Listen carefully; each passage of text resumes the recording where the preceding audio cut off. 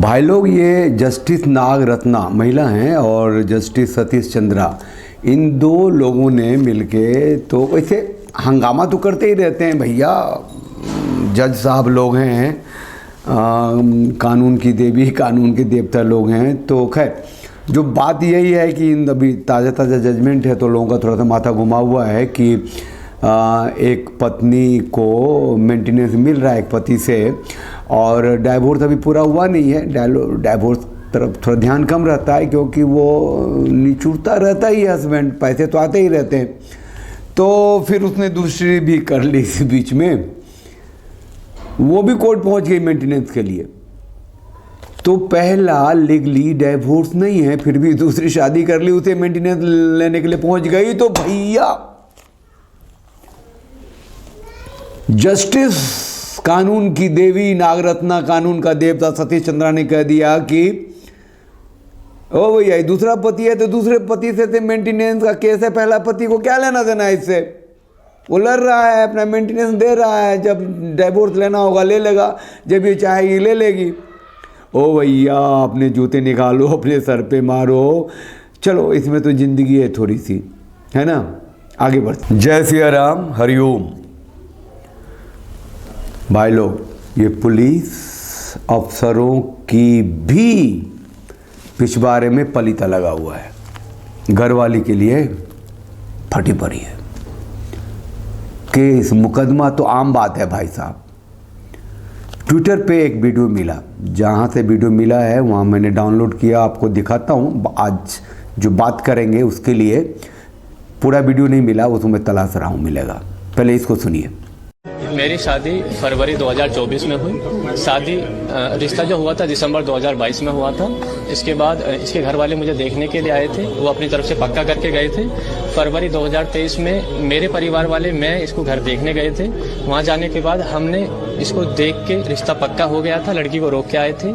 अक्टूबर के आसपास ये लोग फिर हमें देखने मुझे रोकने के लिए घर आए थे और रोक के फिर फरवरी 2024 में शादी हुई।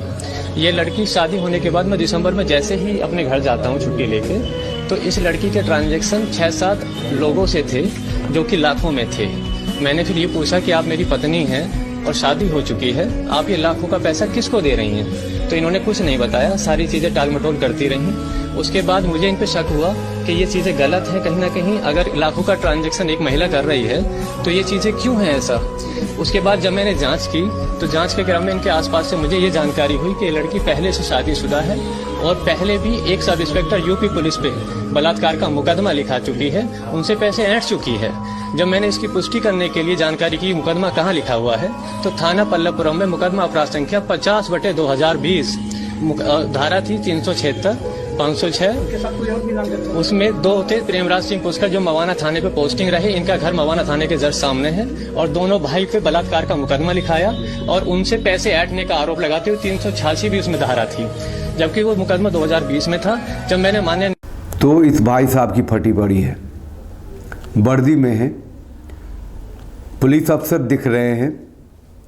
2022 से लेके 2024 तक 2 सालों का टाइम मिला इनको।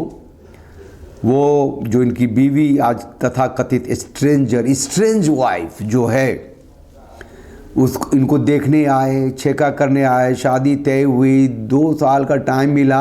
अब फिर भी इनको पता नहीं चला कि ये ऑलरेडी पहले से शादीशुदा है और इसने पहले के पतियों पे और उसके फैमिली पे बलात्कार का मुकदमा किया, उसको रुपया ऐंठा हुआ और कुछ भी पता नहीं चला इनको। ट्रांजैक्शन इतना, ए भैया क्या करते हो? मतलब शादी हुई नहीं, शादी की रात गुजरी नहीं कि आपके पूरे खानदान की मालकिन जिसको बनाने जा रहे हो, 7 जन्मों की जो रीति रिवाज सभ्यता संस्कृति परंपरा है, उसको कैरी करने की जिम्मेदारी जिसको है, जो आपकी कुल देवी है, कुल देवता है, जो भी ब्रह्म स्थान है, जो भी जिस तरीके जो धर्म का अस्तित्व है, जो अथॉरिटी है, वो उसके कंधों पे आप आगे की ज़िंदगी आने वाली पीढ़ियों को देने वाले हो। उसके हाथ में उसका थोड़ा सा बैकग्राउंड नहीं चेक करना। क्या करते हो आप लोग? पुलिस हो लेकिन पुरुष हो भूल गए, कर दिया ना डंडा। हाँ,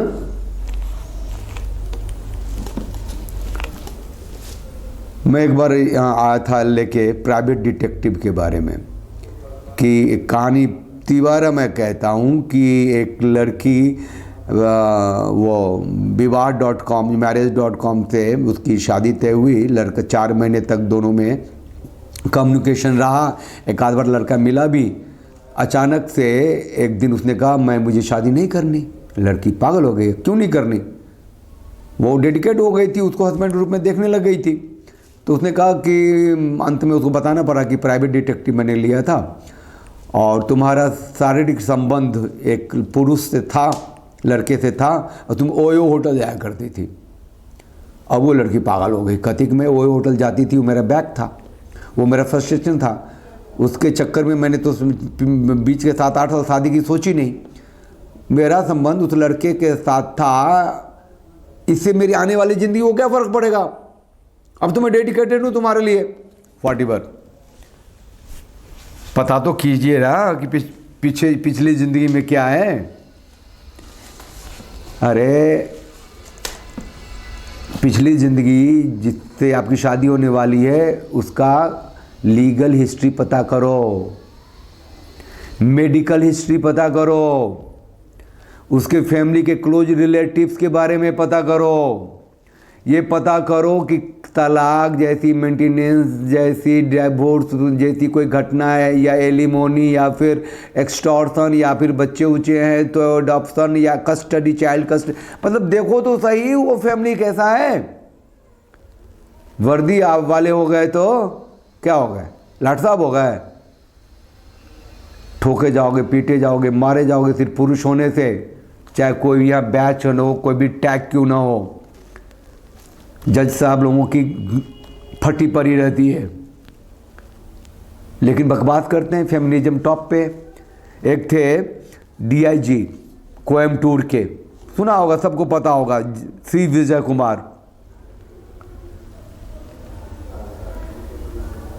गोली मार लिया ठक से। 2 दिन पहले बीवी आई थी कि भैया तू अकेले रह रहे हो। DIG समझ सकते हो ना, नहीं बर्दाश्त कर पाया। अतुल सुभाष तो learned, literate, modern, young, tax payer,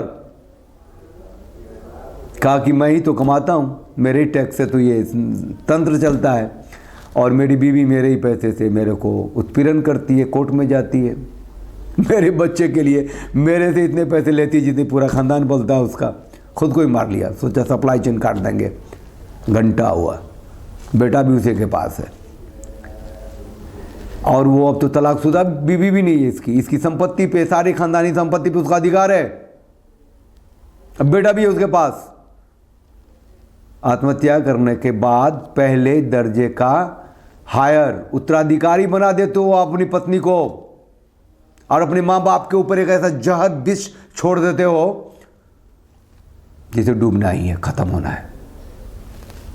एक सुनाता हूँ, वीडियो सुनाता हूँ, है ना। एक छोरी है, वो कहती है कि रैपिडो वालों को भैया एक टी-शर्ट दो जिसमें रैपिडो लिखा हो। क्यों कहती है? क्योंकि इसको बदनामी। अब सुन लेते हैं। This is a humble request to Rapido and the other brands जो बाइक वाली सर्विस देते हैं कि अपने राइडर्स को प्लीज अपने ब्रांड के टी-शर्ट दीजिए, क्योंकि हम ऑफिस रोज रैपिडो से आना जाना करते हैं। कई बार दिन में 4 रैपिडो की जरूरत पड़ जाती है हमको।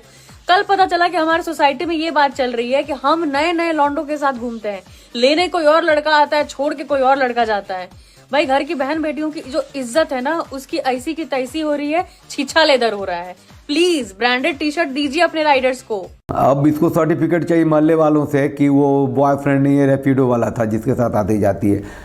अबे कौन से सर्टिफिकेट की जरूरत है? कौन माइकल लाल सर्टिफिकेट दे सकता है ऐसी लड़कियों को जो आउट गोइंग हो, काम में लगती हो, प्रोफेशनल जिंदगी जीती हो? कौन पूछने वाला है? और 36 बॉयफ्रेंड भी होंगे तो कौन पूछेगा?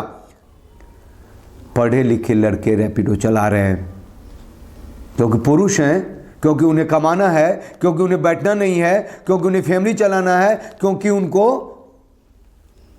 यहां से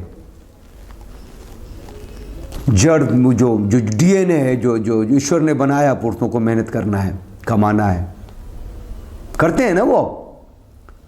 रैपिडो चला लिया 5 घंटे, 500 रुपये कमा लिए, क्या प्रॉब्लम है? जो ज़िंदगी में करना किया, आगे जाके करेंगे, आगे जाके नहीं कर सकते तो रैपिडो चलाना क्या प्रॉब्लम है भाई?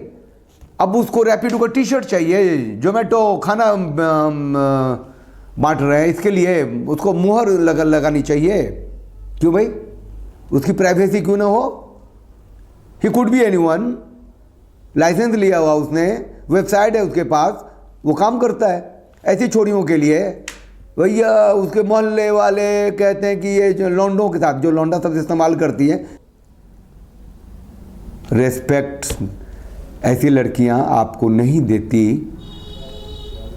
तो वो भी थोड़ा चेक कर लो ना। एक किसी आपकी शादी होने वाली है, कोई विवाह होने वाला है आपका किसी लड़की के साथ, तो उसका थोड़ा इंस्टाग्राम चेक कर लो 2-4 साल का, फेसबुक चेक कर लो, ट्विटर चेक कर लो। अरे कर लो भाई, बहुत जरूरी है। मतलब बलिदान के लिए अपना गर्दन आगे कर दो। यह डीएनए टेस्ट होता है ना, वो तो कानून में तो ये तो हो गया कि भैया एडल्टरी जो है कोई मतलब ही नहीं है, जहाँ चाहो ठोको पीटो। अब एक जजमेंट आया था, मैंने बताया था आप लोगों को कि घरवाली जो बॉयफ्रेंड से बच्चा हो गया है, तो उसने कहा कि नहीं डीएनए कराओ, तो वो कोर्ट ने कहा डीएनए उन्हें नहीं होगा। लीगल मैरिज में हो ना तुम, लीगली हस्बैंड वाइफ हो ना, तो बीवी के पेट से जो बच्चा पैदा होगा तुम्हारा होगा। ठीक, अब दूसरा जजमेंट सुन लो। घरवाली कोर्ट में गई कि मेरे पति का एक्स्ट्रा मैरिटल रिलेशनशिप से बच्चा है, और वो प्रूव करने के लिए डीएनए टेस्ट की इजाज़त दी जाए। कोर्ट ने कहा ठीक है भैया, तेरे बच्चा या नहीं ज़रा पता कर, जा डीएनए टेस्ट करा उस बच्चे के साथ। ये तो दोगलापंथी है कानून का, जज साहबों की मनमानी है। वो भी पुरुष ही है, माँ के कोख से पैदा हुआ, वो सब में भी किसी का बच्चा उच्चा सब या बेटा या खुद वो सब भी तो बाप करता ही होगा, लेकिन इतना विचित्र व्यवहार कुर्सी पर बैठ के कैसे कर लेता है ये जज साहब, सब मेरे को पता नहीं चलता है। If you are a man, you are for everyone, and no any relationship that you earn through marriage remains yours। Channel को लाइक कीजिए, शेयर कीजिए, सब्सक्राइब कीजिए, बेल आइकन को प्रेस कर दीजिए, साथ रहिए, साथ दीजिए, और विवाह से पहले थोड़ा अता पता जरूर कर लीजिए। जय सिया राम, हरिओम।